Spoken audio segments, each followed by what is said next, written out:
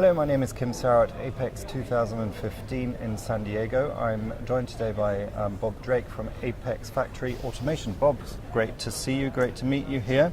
Thank you. Can we talk a little bit about what's going on at Apex and the sort of developments you're working on at the moment? Sure. We're a full-service distributor for several products, and we have two new product lines that we're introducing at the show. Zavas X-ray equipment and Nordson Dima low-volume prototype pick-and-place equipment, and ovens and manual assembly equipment for the low-volume customer. Mm-hmm. Low-volume customer is a pretty strong segment within the USA, and it is indeed. What I'm sort of sensing here at the show from the people I've spoken to, it's a growing market. Mm-hmm. So is that something you're experiencing as well? Yes, it is. We find that a lot of American manufacturers may like to do low volume or prototype products in-house, and they may subcontract their higher volume products out to overseas, Mexico, China, and what have you. So we're finding that there's going to be a lot of traction in that market for the low volume equipment. Mm-hmm. Do you find it's particular industry segments that are particularly strong? Pretty much across the board. Anybody that designs their own product, typically wants to build some prototypes to ensure they work, to refine their design and fine-tune it. So it's almost every, medical, consumer electronics, even military do the same kind of things. Yeah.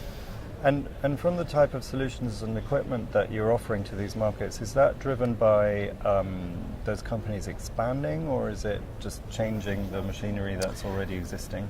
For a lot of them, it's actually bringing the ability in-house.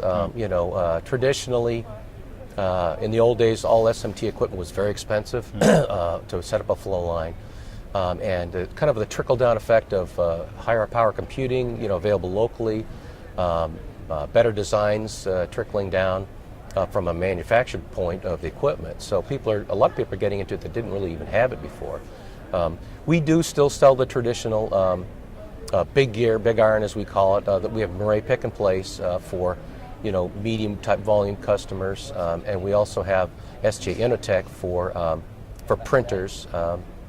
One of the aspects of that platform we're very excited about is we won the MPI award for printers this year for our all-in-one printer with a built-in 3D SPI, fully parallel process. So one board's printed, the next board is undergoing SPI at the same time in parallel processing, and then that data is fed right back into the printer to correct the type of things that SPI does. Traditionally, that's done by a separate machine. So a real good innovation that we're very proud to have got the MPI award. Absolutely, and for the customer that turns into a benefit, obviously, in quality improvement, probably yield improvement, and ultimately a reduction in cost, I would imagine. Indeed, studies have found that 70-80% of defects found at final assembly typically relate to printing defects.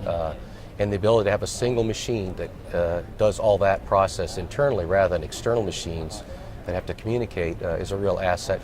It shortens the production line. It makes it simple for the customer to purchase and install that product. So we're getting a lot of traction with that in the market. Would the cost of the real estate, where these machines are standing in a factory, does that play a role? Because essentially you're getting rid of an additional set of equipment, so you can reduce that space. Yes, indeed. Or a lot of people are finding that not everybody has SPI. The big guys do typically, but a lot of the smaller contractors are realizing the benefits of SPI as the price comes down and the quality of the inspected process goes up with better and better software. So instead of adding a separate SPI unit in the conveyor to attach it, typically would add 3 to 5 feet to the production line. In our case, our machine is a little bit longer. It's about a 1.5 to 2 feet longer than the standard machine without SPI, but it's a much smaller footprint overall. So it's much easier to add this capability into the factory without having to completely relay out their production lines. So do you find that is actually opening up new opportunities for you on the market? Indeed it is, yeah, because we are the only manufacturer with the SJ SPI unit in the market that has that built-in capability.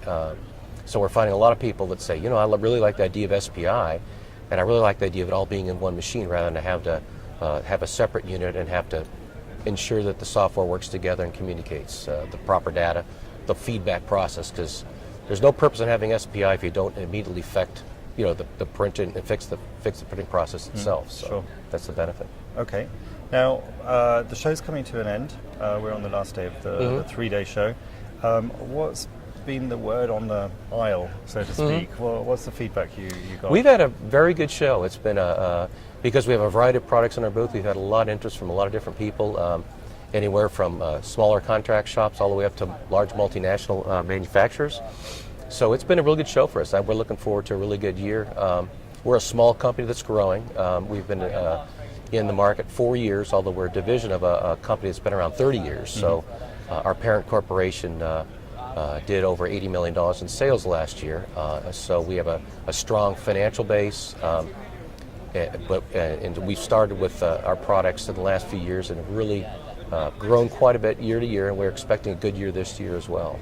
Excellent. Well, Bob, thank you very much for your time today. It was great meeting you. Thank you very much.